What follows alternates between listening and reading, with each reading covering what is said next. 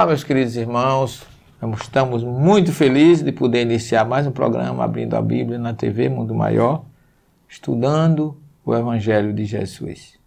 Começamos o programa passado falando do Evangelho de Mateus e temos uma pergunta que foi feita, não sei se vocês já pensaram, já refletiram sobre ela, que nós vamos tentar dar uma dica, mais uma dica hoje para vocês. E iniciando o nosso programa sobre o Evangelho de Mateus, eu diria a vocês que André Churraqui afirma que a partir dos textos hebraicos e aramaico, o último redator do Evangelho de Mateus em grego assumiu sua responsabilidade de autor, encobrindo sua identidade por trás do nome Mateus. Por isso que eles dizem Evangelho segundo Mateus. Tá certo? E alguns autores veem neste livro um trabalho da escola dos discípulos de Mateus, que teria sido feito ou escrito pelos discípulos de Mateus. Muitos estudos sobre a história afirmam que esse evangelho foi ou teria sido escrito antes da destruição do Templo de Jerusalém por Tito, portanto, antes do ano 70 da nossa era. Por quê? Ele foi escrito antes do ano 70. Porque se ele tivesse sido escrito depois, ele falaria da destruição de Jerusalém. E ele não fala. E, com certeza, ele não teria as previsões que existem no capítulo 24 desse evangelho, que é chamado de sermão escatológico ou sermão profético, que é nesse capítulo 24 que fala da destruição do Templo de Jerusalém. Então, ele ainda não existia, ainda não havia sido destruído, ele estava prevendo a destruição de Jerusalém pelo imperador do general, no caso da época, Tito ou Flaviano, e ele fala da destruição. Se ele tivesse sido escrito depois, ele falaria já que já havia acontecido, não teria sido feito uma previsão. Entendeu, querido? Querido ouvinte, quando ele fala no capítulo 24, ele fala que não sobraria pedra sobre pedra no muro. Vocês se lembram disso, está lá no Evangelho. E que Jesus diz, aqui não sobrará pedra sobre pedra. Então ainda não tinha sido destruído. Então foi escrito antes do ano 70. Porque se tivesse sido escrito depois, ele já dizia, Jesus esteve lá e falou que seria destruído e foi agora destruído por Tito Vespasiano. Ok? O local onde ele foi escrito ainda é desconhecido. Supõe-se que tenha sido escrito em um meio judaico-cristão e provavelmente em Jerusalém. André Churraqui afirma que o livro de Mateus não se trata de uma história friamente objetiva, mas de um anúncio, um querigma que empenha os discípulos de Jesus no combate de vida e morte, do qual depende a salvação de Israel, assim como a do resto do mundo.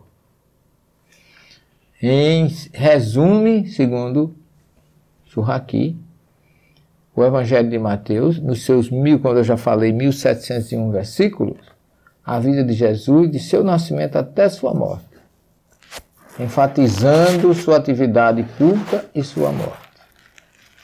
Existe um escritor que eu gosto muito, judeu, professor da Universidade Hebraica de Jerusalém, que ele diz assim, ele chama-se David Flasser. Ele diz, Jesus era um judeu que falava para outros judeus. Por conseguinte, sem nenhuma dúvida, Jesus e a sua mensagem pertencem à estrutura do judaísmo de seu tempo. Essa frase é muito forte, e aí eu chamo a atenção para vocês, que aquilo que eu falava, para se entender Jesus tem que se conhecer o judaísmo, E Davi Flass acrescenta o seguinte: o cristianismo antigo, ou o cristianismo primitivo, ou as primeiras comunidades cristãs, este conhecimento, essa história, as atitudes daquele povo está essencialmente edificada sobre costumes judaicos, premissas judaicas. Considerando que Jesus falava hebraico, que ele também falava aramaico. Quando eu digo que Jesus falava hebraico, eu não estou dizendo que ele não falava aramaico. Só que o aramaico não era o idioma do povo judeu. O aramaico é o idioma dos arameus, já falamos disso aqui. Da antiga Síria, que chamava Aram. Daí a língua aramaico.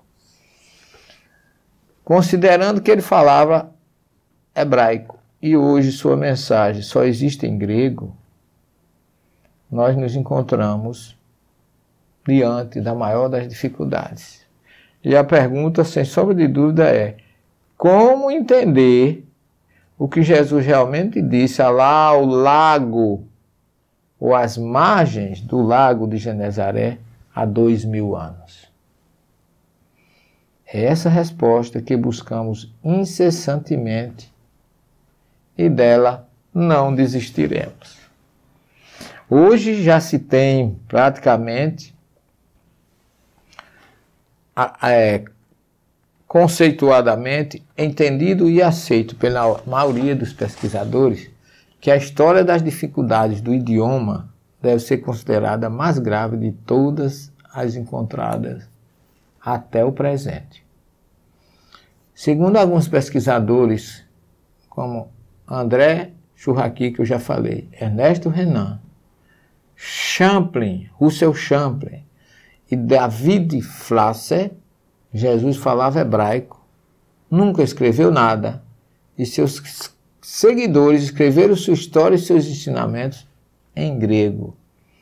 A questão relevante nesse caso é que eram judeus, todos os escritores sobre Jesus, a maioria eram judeus, pensavam como judeus e não como grego, mas escreveram como grego. Eu já toquei nesse assunto. A dificuldade que seria para mim escrever em inglês a história do espiritismo no Brasil, por exemplo, com os nossos costumes, com os nossos vícios de linguagem. E isso aí reside toda a dificuldade de entendimento da mensagem de Jesus, que falava hebraico, pensava e agia como judeu, e nós, ocidentais, no presente, queremos fazer a exegese ou a interpretação dos seus evangelhos buscando o significado daquilo que está no texto grego. Exemplo. Quando a gente fala daquela famosa frase que Jesus fez a Pedro: Pedro, tu me amas, ou tu és capaz de amar como eu amo? Quando a gente traz essa frase, o amor, o ahavá, em hebraico para o grego, a coisa diferencia-se em camadas. Em hebraico, ahavá é ahavá, que é amor. Em grego, não. Em grego você tem ágape, filo, eros. Você tem uma série de significados que tem diferenciação no grego, mas no hebraico não tem. E aí a maioria das pessoas quer interpretar essa pergunta de Jesus, que foi feita a Pedro em grego, em hebraico, interpretando o ágape, o filos, o eros, e aí não tem como se chegar a uma conclusão. Entendeu, meu caro irmão telespectador? Então essas dificuldades a gente tenta suprimir com a história, com o costume. Tem coisas que fica difícil da gente explicar para brasileiros, paraibanos, nordestinos, especificamente, meus conterrâneos daqui, como é que aconteceu lá numa convivência entre judeus, que falavam hebraico e aramaico, e que depois foi narrado em grego, 60 anos depois, o primeiro, que foi Marcos, e a gente queria interpretar o que Jesus disse em hebraico, se escrever em aramaico, queria interpretar em português na Paraíba.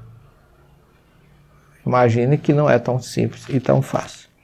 E por isso que André Churraqui diz assim, para entender essa mensagem de Jesus, é preciso distanciar-se do texto grego.